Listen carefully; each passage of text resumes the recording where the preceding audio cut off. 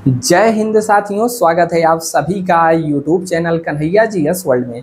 तो दोस्तों, आज के वीडियो में हम लोग बात करेंगे आईपीएस के बारे में। ठीक है कि आईपीएस आखिरकार लोग कैसे बनते हैं, आप कैसे बन सकते हैं, इसका एग्जाम पैटर्न क्या होता है, और यहाँ पर बात करेंगे यूपीएससी। ठीक है, यूपीएससी एग्जाम के अंतर्गत ही आप आईएएस आईपीएस बनते हैं और आईएफएस बनते हैं। इसके अलावा भी आप बहुत सारी पोस्टें होती हैं। आईपीएस के लिए क्या क्वालिफिकेशन होनी चाहिए, यानी कि आप कहाँ तक पढ़े होने चाहिए, इसमें एज लिमिट कितना मांगा जाता है और कितना अटेम्प्ट्स आपको मिलता है, इसके अलावा इसका नवीनतम एग्जाम पैटर्न और सिलेबस क्या रहता है, आईपीएस को क्या क्या सुविधाएं मिलती हैं, और पावर के बारे में तो आप सबको पता होगा आईपीएस का पावर कितना होता है। ठीक है, और कितना नंबर लाने तक आईपीएस के लिए आप सेलेक्ट हो सकते हैं। चलिए सभी के ऊपर बात करते हैं एक एक करके। ठीक है, आपके सामने यहाँ पर दिख रहा होगा यूपीएससी। ठीक है, तो यूपीएससी आप जब यहाँ पर देखेंगे तो आईपीएस का कोई भी अलग से एग्जाम नहीं होता है। ठीक है, आप यदि सोच रहे होंगे कि हम केवल और केवल आईपीएस का एग्जाम देंगे तो आप गलत हैं। एग्जाम कंडक्ट करवाता है यूपीएससी। ठीक है, यूपीएससी का फुल फॉर्म है यूनियन पब्लिक सर्विस कमीशन, यानी कि संघ लोक सेवा आयोग। इसी के द्वारा एग्जाम कंडक्ट करवाया जाता है। ठीक है, जिसके अंतर्गत लोग आईएएस बनते हैं, आईपीएस बनते हैं, आईएफएस बनते हैं। इसके अलावा भी बहुत सारी पोस्टें इसके थ्रू मिलती हैं। ठीक है, तो आईएएस के लिए यदि आप प्रिपरेशन कर रहे हैं, आपका सपना है, तो आईएएस के बारे में भी हमने वीडियो ऑलरेडी बना दिया है। आपको चैनल के प्लेलिस्ट या फिर डिस्क्रिप्शन में लिंक दे देंगे, आप जाकर के इसको भी देख सकते हैं। फिलहाल आज का पूरा हमारा ध्यान केंद्रित होगा आईपीएस के ऊपर। सबका सेम होता है, केवल आईपीएस में क्या आपका बढ़ जाता है, केवल फिजिकल बढ़ जाता है। ठीक है, तो इसमें केवल फिजिकल बढ़ जाता है और बाकी सबका पैटर्न सेम ही रहता है। जैसे यहाँ पर नेक्स्ट आता है, चलिए यहाँ पर हम थोड़ा सा आपसे आपके मन में जो जो क्वेश्चन है उसके अलावा भी इस वीडियो में हम बात करेंगे। जैसे देखिए, आईपीएस पोस्ट होता है, तो आईपीएस के लिए आप किस पोस्ट में सिलेक्शन हो सकता है। जैसे आईपीएस के थ्रू आप एएसपी बनते हैं, ईएसपी बनते हैं, यानी कि जिसे सुपरिटेंडेंट आप पुलिस अधीक्षक कहा जाता है, जिले का मुखिया। ठीक है, एसएसपी यानी कि सीनियर एसपी हो गया, आईजी, डीआईजी, यह सब जो है आईपीएस के अंतर्गत ही बनती हैं। और क्वालिफिकेशन क्या चाहिए, एज कितना होना चाहिए, कितना अटेम्प्ट्स मिलता है, फिजिकल में क्या क्या चेक होता है, और फॉर्म कब से आता है और कब भरा जाता है, इसका एग्ज़ाम कब होता है, exam pattern, syllabus, cut off कितना जाता है, सैलरी, सुविधा, एक एक करके बात करते हैं। दोस्त, चैनल पे यदि पहली बार आए हैं तो सब्सक्राइब वाला ऑप्शन आपके सामने कुछ इस प्रकार से दिख रहा होगा। इसको दबा करके, घंटे के निशान को दबा करके बेल आइकन जरूर दबाना है, तभी आपको नोटिफिकेशन मिलेगा। वीडियो को लाइक वाइक करके आप कमेंट तो करते ही हैं। ठीक है, तो देखिए सबसे पहला यहाँ पर आता है क्वालिफिकेशन।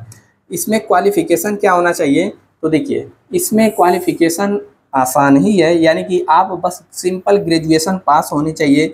ग्रेजुएशन में आप कुछ भी कर सकते हैं, जैसे कि आपने बीए किया हुआ है या फिर लास्ट ईयर में है, लास्ट सेमेस्टर में है, बीएससी, बीकॉम, बीटेक, बीई, जितने भी ग्रेजुएशन जिस फील्ड में ग्रेजुएशन है, आप ग्रेजुएशन कर चुके हैं या फिर लास्ट ईयर में है, तब भी आप इस फॉर्म को अप्लाई कर सकते हैं। ठीक है, इसके अलावा इसमें आपको भारत का नागरिक यानी कि सिटीजन ऑफ इंडिया होना जरूरी है। बाकी अन्य पोस्ट आती हैं तो उसमें जैसे जो भी माइग्रेंट भूटान वगैरह के हैं, इनको भी मौका मिलता है।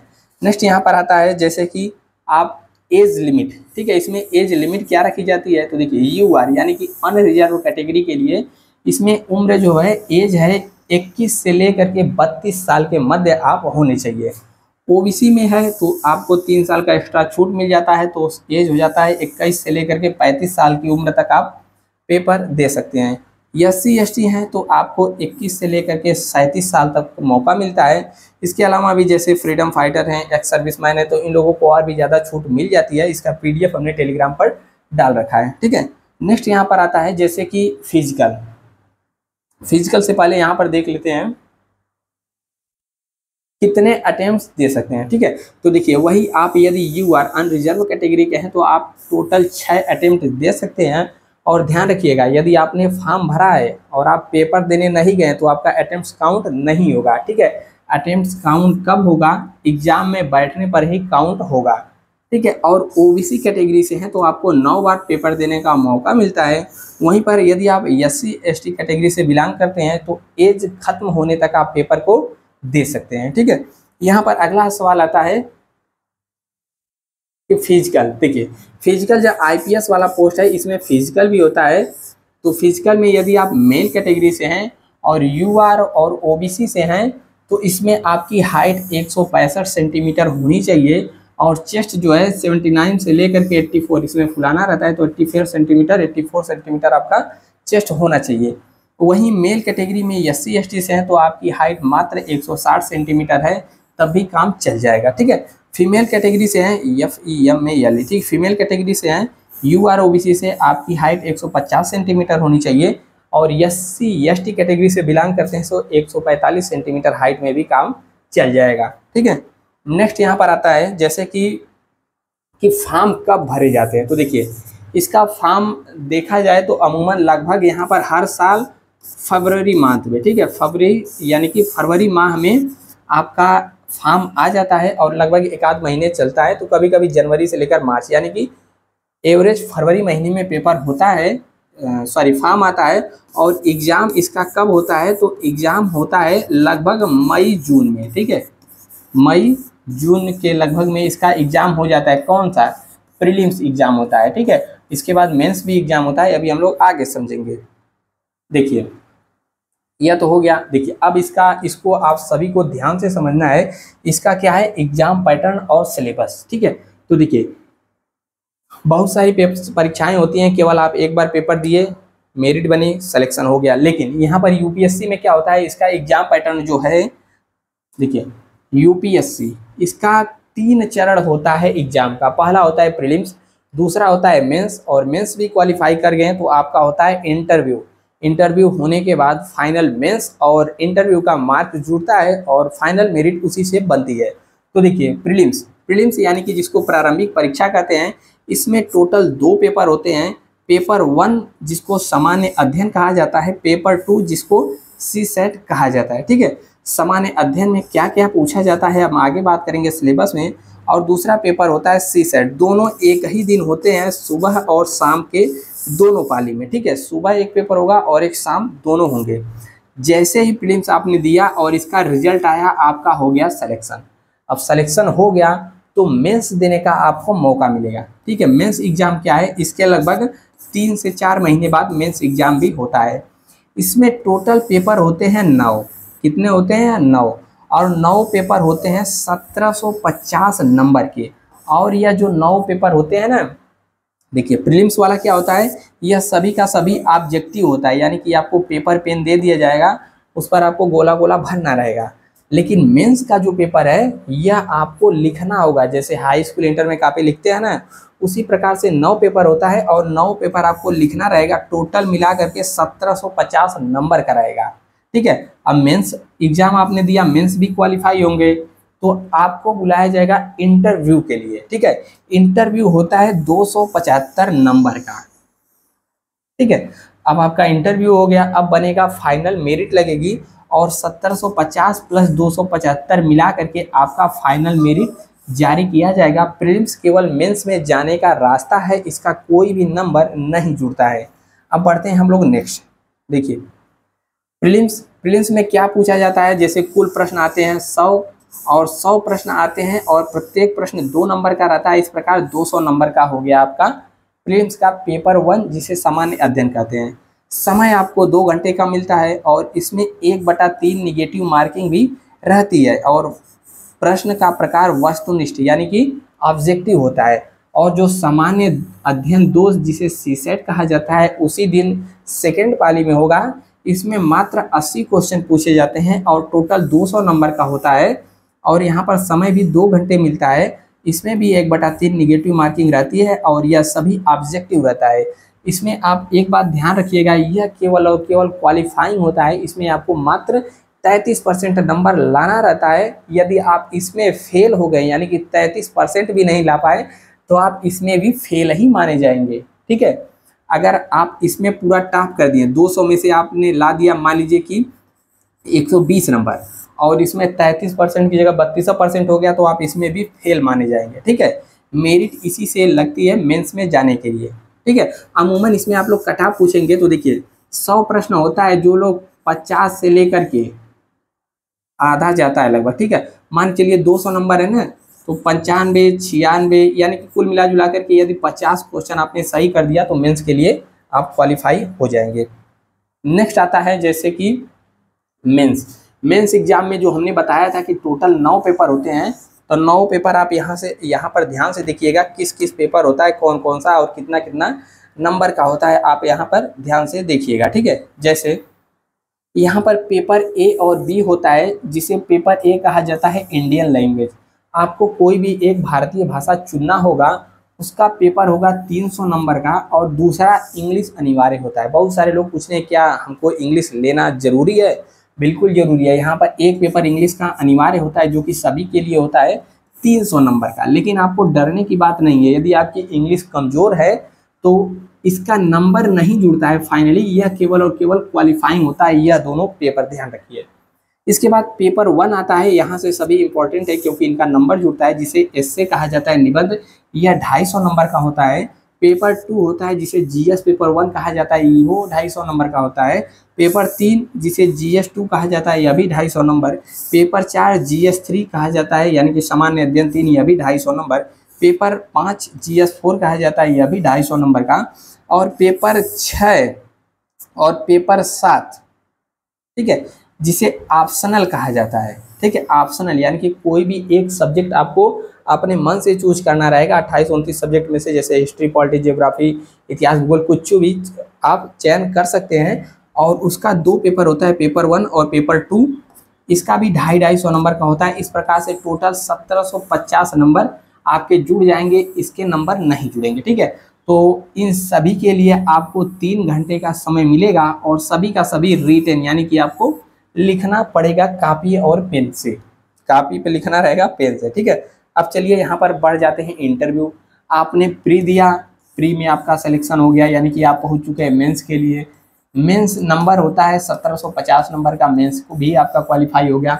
अब फाइनली क्या होता है? इंटरव्यू। ठीक है, इंटरव्यू आपका 275 नंबर का होगा। इसमें क्या क्या पूछा जाता है?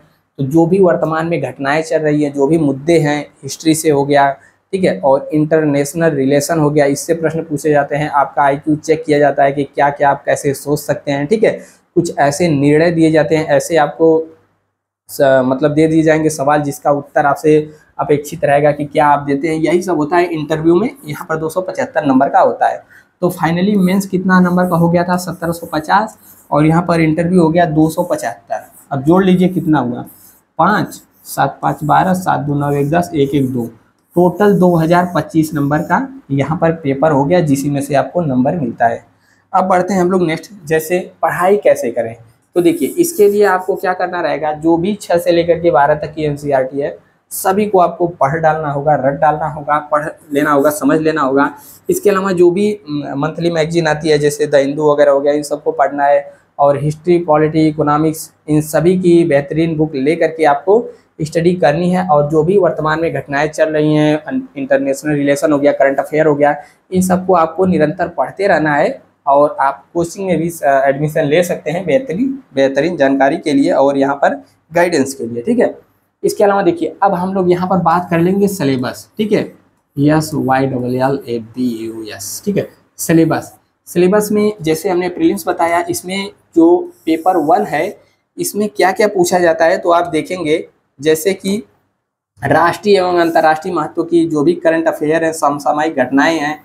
इसके अलावा भारत का इतिहास, भारत के राष्ट्रीय आंदोलन, भारत एवं विश्व का भूगोल, अर्थव्यवस्था, ठीक है, पंचायती राज व्यवस्था, यह सब हो गया। इसके अलावा यहाँ पर देखेंगे जैसे कि गरीबी, सस्टेनेबल डेवलपमेंट, सामाजिक क्षेत्र, ठीक है, पर्यावरण, पारिस्थितिकीय, सामान्य विज्ञान के अंतर्गत आपका फिजिक्स भी आ जाएगा, केमिस्ट्री भी आ जाएगा और बायो भी आ जाएगा। ठीक है, तीनों से क्वेश्चन पूछे जाते हैं। यह तो हो गया पेपर 1 का सामान्य अध्ययन। फिर जो सीसेट होता है, जिसमें आपको मात्र क्वालिफाइंग नंबर लाना रहता है, इसमें आपका देखिए संचार एवं कौशल। ठीक है, यहाँ पर स्किल टेस्ट के लिए आपसे रीजनिंग पूछा जाएगा, मैथ भी हाई स्कूल लेवल का रहेगा। कहने को हाई स्कूल लेवल का रहता है, लेकिन सॉल्व नहीं होता है जल्दी।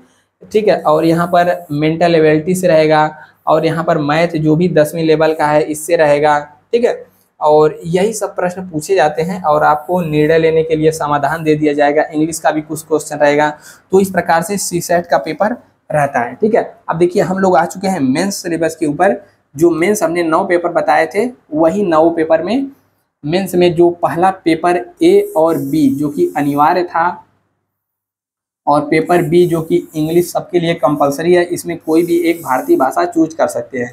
इसमें क्या करना रहेगा, आपको दिए गए पैसेज को समझना रहेगा, सटीक लेखन करना रहेगा, ठीक है, लघु निबंध यही सब करना रहेगा, और इंग्लिश में यही सब आते हैं। और फिर इसके बाद जो जीएस पेपर 1 आता है, आप यहाँ पर देखेंगे जैसे कि निबंध पेपर 1 में आपको लिखना रहेगा, तो यही सब बिंदु पर आपको निबंध लिखना रहेगा। फिर जो पेपर 2 यानी कि सामान्य अध्ययन 1 होता है, ठीक है, वह इसका सिलेबस आप देख सकते हैं किस किस चीज़ से पूछा जाता है। सामान्य अध्ययन 2 यहाँ पर देख सकते हैं, सामान्य अध्ययन 3, यह सब आप डिटेल देख सकते हैं, ये इन्हीं सबसे प्रश्न पूछे जाते हैं।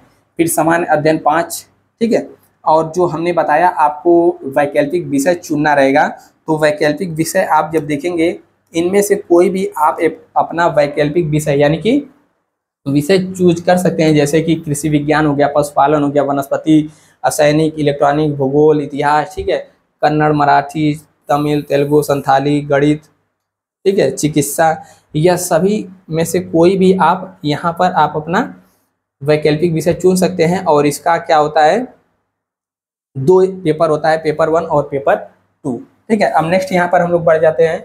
देखिए प्रीवियस ईयर कट ऑफ, आप में से बहुत सारे लोग यहाँ पर सोच रहे होंगे कि भैया इसका कट ऑफ कितना जाता है, ठीक है, तो कट ऑफ हम आपके सामने प्रीवियस ईयर पेपर ही रख दिए हैं, आप देख लीजिए। जैसे यहाँ पर 2018 का है, ठीक है, इसमें जो प्रीलिम्स होता है 200 नंबर का। अब 200 में से आप यहाँ पर कट ऑफ मिला लीजिए किसका किसका कितना गया। जैसे जनरल का देखेंगे तो मात्र 98 नंबर गया है, यानी कि 49 क्वेश्चन करिए प्रीलिम्स में सिलेक्शन। ओबीसी 96, एससी 84, एसटी 83 और बाकी कैटेगरी का देख ही सकते हैं। अब फिर आ जाते हैं हम लोग वर्ष 2019 के कट ऑफ पे, ठीक है। 2019 का जब आप कट ऑफ देखेंगे तो यहाँ पर भी वही है कि प्रीलिम्स में जो भी पाए हैं 98 नंबर सिलेक्शन, ईडब्ल्यूएस में 90, ओबीसी में 95, कितना में से 200 में से। अब मेंस के लिए, मेंस में कितना था, 1750 नंबर का था ना, तो 1750 में से 751, ईडब्ल्यूएस 696, ओबीसी 718, एससी इतना। अब देख ही सकते हैं। बाकी फाइनल जो कि 2025 में से मेंस वाला इंटरव्यू वाला भी नंबर 275 नंबर जुड़ा है ना, तो इतना में फाइनल हो गया है। अब जैसे नेक्स्ट ईयर बढ़ते हैं हम लोग, जैसे 2020 का कट ऑफ सेम है, देख सकते हैं 92 नंबर पे 46 क्वेश्चन पे प्रीलिम्स में सिलेक्शन हो गया है। और यहाँ पर नेक्स्ट बढ़ेंगे लेटेस्ट में, जैसे 2021 का कट ऑफ देखेंगे तो यहाँ पर भी, यहाँ तो और कट ऑफ कम गया, 87 नंबर पे सिलेक्शन हो गया है जनरल का। ओबीसी 84 नंबर, और मेंस में 1750 में से इतना इतना नंबर लाने पर सिलेक्शन हो गया, अपने कैटेगरी के हिसाब से मिला सकते हैं। बाकी फाइनल 2025 में से इतना गया है, ठीक है। इसी प्रकार देखेंगे तो देखिए सैलरी कितनी मिलती है, ठीक है, तो सैलरी की बात करें तो सैलरी यहाँ पर बहुत मिलती है, और सैलरी से ज़्यादा यहाँ पर क्या है, सुविधाएँ हैं।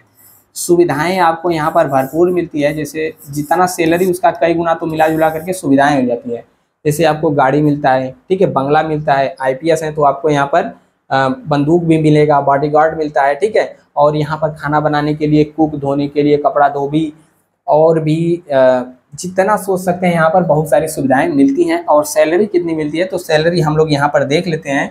जैसे कि आपके सामने सैलरी लगा होगा, और यहाँ पर सैलरी लग गया है आईएएस का, ठीक है, तो आईएएस वाला सैलरी यहाँ पर हमने लगा दिया है, तो गलती हो गया है। तो आईपीएस का भी लगभग सेम ही सैलरी रहता है, बस थोड़ा सा कुछ अंतर हो जाता है अलाउंस में, ठीक है। जैसे आईएएस की बात करें तो यहाँ पर 56,000 बेसिक है, और सकल यहाँ पर 56,000 से लेके 1.5 लाख तक होती है, ठीक है। और यहाँ पर आईएएस अधिकारी का अधिकतम वेतन, यानी कि जब कैबिनेट सचिव लेवल तक प्रमोशन हो जाता है तो इतना मिलता है। तो आईपीएस में भी है, तो आईपीएस में यदि आप ऊपर पहुंच गए, आईजी बन गए, ठीक है, डीआईजी बन गए, तो यहाँ पर वेतन भी बढ़ता जाता है। तो वेतन बहुत मिलता है, इसकी चिंता आप लोग न करिए, इससे ज़्यादा सुविधाएं भी मिलती हैं। नेक्स्ट यहाँ पर आ जाती हैं, हाँ, और इसका संपूर्ण चीज़, ठीक है, आपको यहाँ पर पीडीएफ वगैरह आपको इसी टेलीग्राम ग्रुप और चैनल पर मिलती हैं। टेलीग्राम पर आपको यही सर्च कर लेना है, ठीक है, या फिर नीचे हमने डिस्क्रिप्शन में लिंक भी दे रखा है, वहाँ से जाकर के आप टेलीग्राम से जुड़ सकते हैं। यहाँ पर सभी पीडीएफ वगैरह मिलती रहती हैं, पीडीएफ मिलता रहता है। और कुछ भी यदि आपको अभी भी डाउट है, कुछ पूछना है, ठीक है, कुछ पूछना है तो आपके लिए कमेंट बॉक्स खुला है, आप कुछ भी चीज़ पूछने के लिए स्वतंत्र है, ठीक है। बाकी अभी तक देख रहे हैं तो सब्सक्राइब जरूर करना है, लाइक तो आप लोग कर ही देते हैं। मिलते हैं फिर किसी नेक्स्ट वीडियो में। जय हिंद।